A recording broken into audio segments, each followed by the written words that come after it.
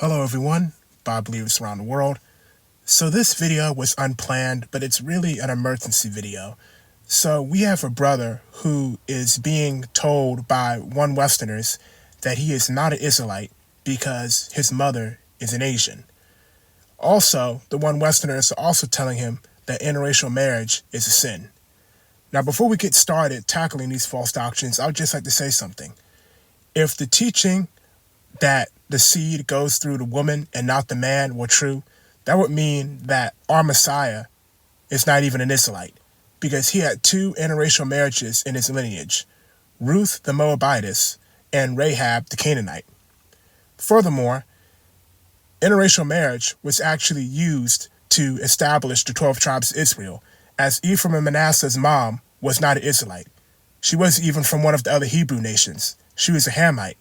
So, the people who teach this are not only saying that the Messiah comes from a polluted, sinful lineage, but they're also saying that sin was used to create our nation of people, which couldn't be further from the truth. Let's get started. The main places that the One West camps like to go to in the Bible to try and support their doctrine that says interracial marriage is a sin is Nehemiah chapter 13, Ezra chapter 9, Jubilees chapter 30, as well as the book of Tobit. Now we're going to start off with Nehemiah chapter 13. Nehemiah chapter 13 does not support the idea that the Most High Yah hates so-called interracial relationships. Before we read the scriptures, I'm going to read some text that I put down below. The strange wives seen in Nehemiah chapter 13 are commonly used to support the idea that so-called interracial relationships are against the Bible and as a result are hated by Yah. This, however, starts to not make any sense when you realize that the nation of Israel itself used some interracial marriages to build the 12 tribes in the beginning, as Ephraim and Manasseh both came from an Egyptian woman. So if this doctrine were true, it would mean sin was used to create the 12 tribes of Israel.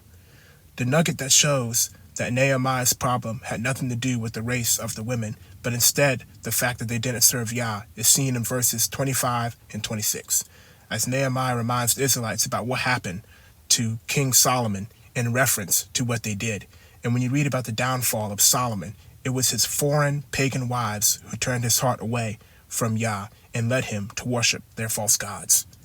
It also needs to be noted that the Most High Yah was silent about Solomon's non-Israelite wives in the beginning, and he only became angry when Solomon started following their gods. So if it was race, Yah would have hated it from the start. Moving back to Nehemiah, we get another clue about this not being about race, when he calls out the fact that their children could even speak the language of the Jews, proof that they didn't change their ways.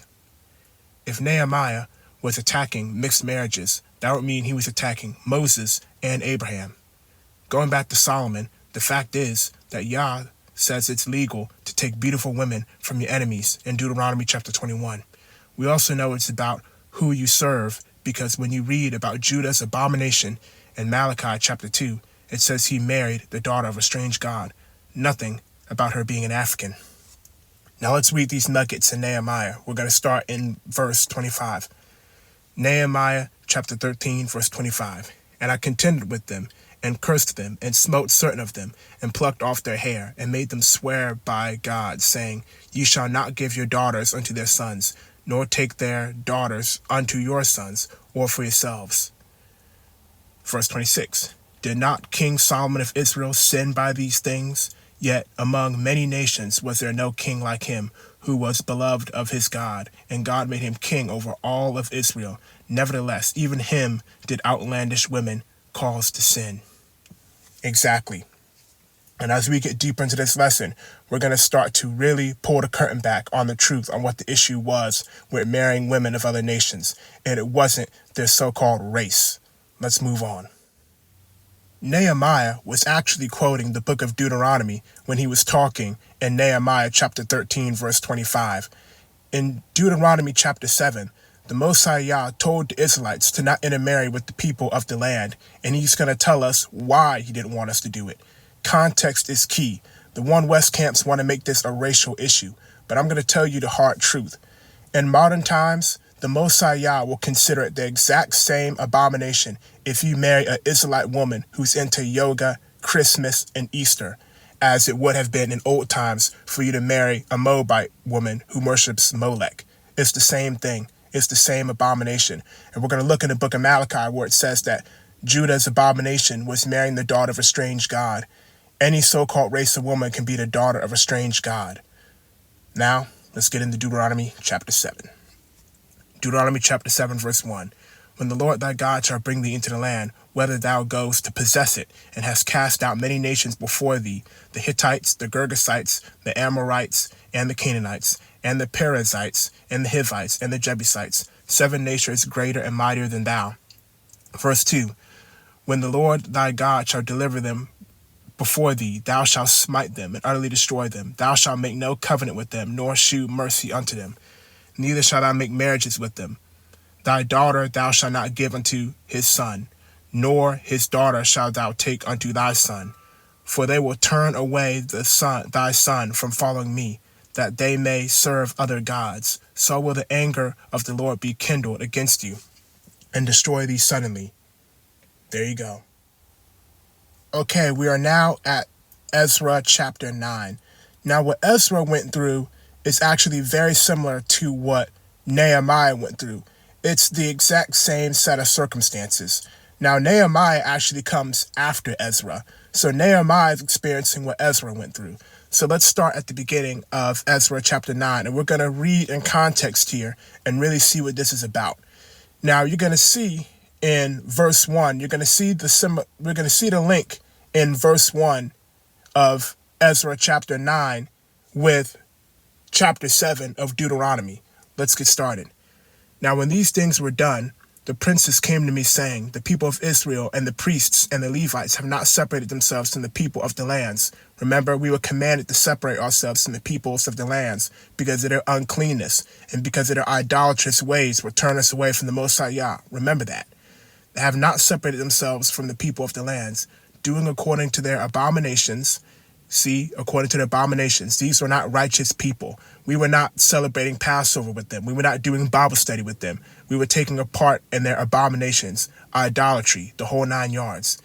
Even the Canaanites, the Hittites, the Perizzites, the Jebusites, Ammonites, Moabites, Egyptians, and Amorites.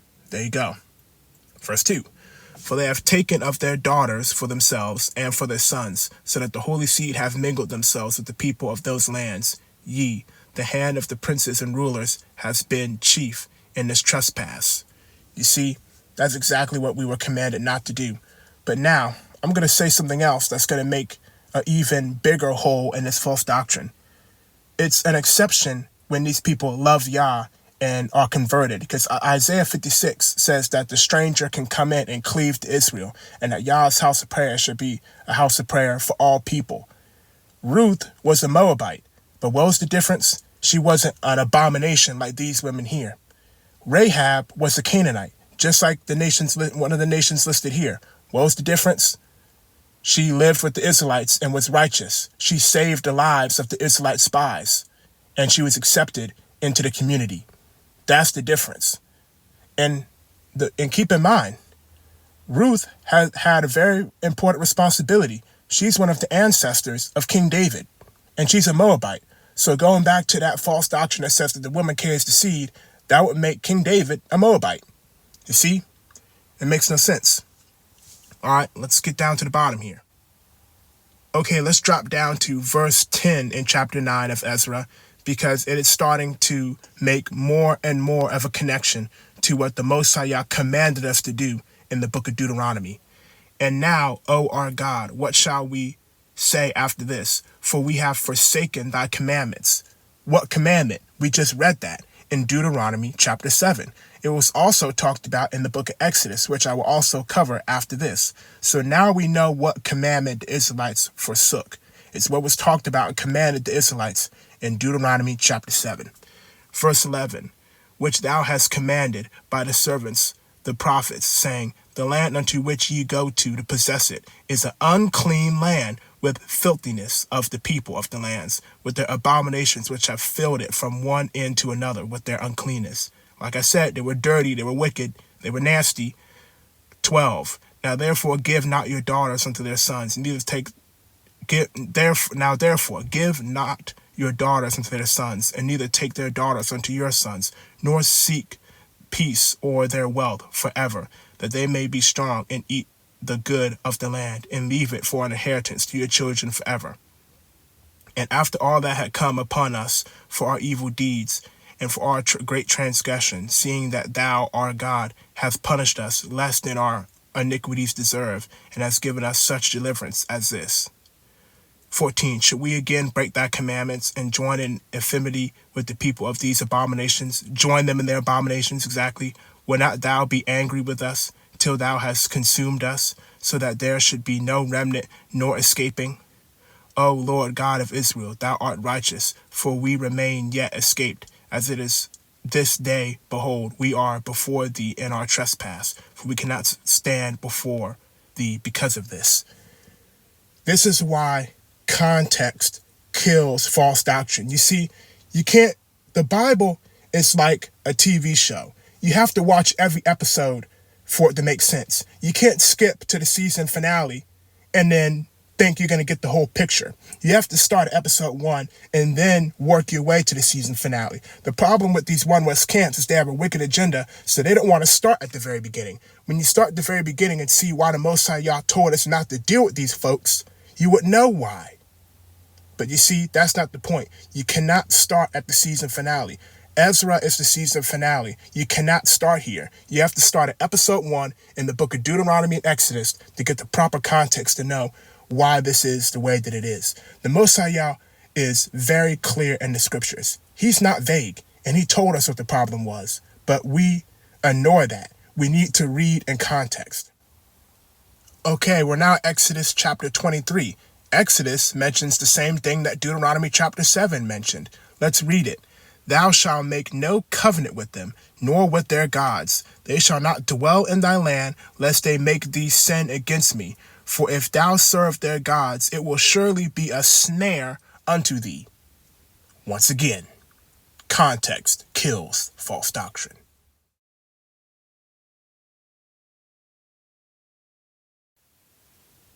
Okay, we're now in Deuteronomy chapter 21, and we're going to be reading starting at verse 10. This chapter right here really puts a huge hole in this false doctrine. Verse 10, when thou goest forth to war against thine enemies, and the Lord thy God has delivered them into thine hands, and thou hast taken them captive. Verse 11, and seest among the captives a beautiful woman, and hast a desire unto her, that thou wouldest have her to thy wife. Then thou shalt bring her home to thine house, and shalt shave her head, pare her nails, and she shall put the raiment of her captivity from off her, and shall remain in thine house, and bewail for her father and mother a full month. And after that thou shalt go into her, and be her husband, and she shall be thy wife. Now, why would this be in the scriptures if it was banned and illegal? That's because it's not. It's because it's banned to marry pagan women who worship false gods. But you see, literally in the Torah, it talks about how Israelites can take wives from their captives of other nations who they've defeated. Why would the Most High Yah talk about this if he hated the practice? He don't hate the practice. He hates the idol worshiping, and he hates the practice of marrying somebody who doesn't love him. Another contradiction for this doctrine is seen in Leviticus chapter 22, verse 12. Because 22 verse 12 says, if the priest's daughter also be married unto a stranger, a non-Israelite, she may not eat of an offering of the holy things. So if it's banned, why is it a policy and a law for what an Israelite woman can't do when she's married to a man who's not an Israelite? Once again, we already saw that in Deuteronomy chapter 21, and now we're seeing here in Leviticus, they had a specific policy on what Israelite women can't do when they are married to someone who's not an Israelite. So why would this even be in the law if it's something that was forbidden? And keep in mind, these books were written before Ezra and Nehemiah. So this is already in the foundation of the Israelite culture and the Israelite law policies.